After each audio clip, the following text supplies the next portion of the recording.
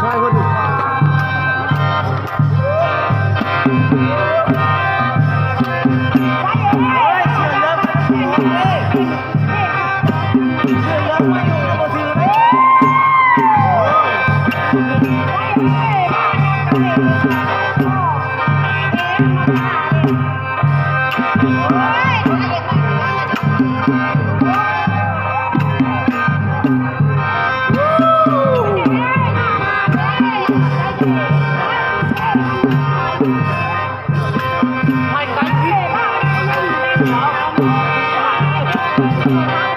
ลูกชายที่ข้างไว้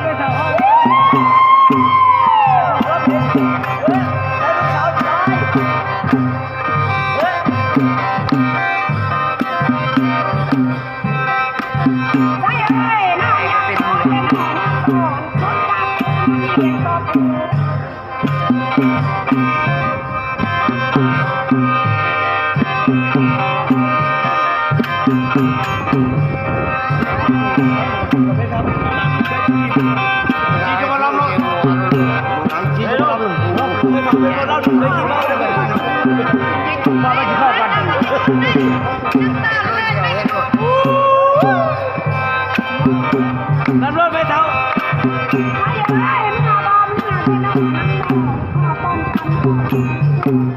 เว้ยมือไอ้ยิ้มกระนำดอกมือเมาแล้วเมาแล้วพักไปเห็นจ้าเลยว่ามันเกียร์ที่ข้าไม่เห็นจ้ามาสั่งพักสั่งที่คุณจ้าดูจะบอกไปหนักกูเขาดูแล้วเคลียร์ทิ้งมาดิอยากตัดมาเห็ดปลาเพื่อนมาแล้วพี่เขาไม่ให้เคลียร์ทิ้ง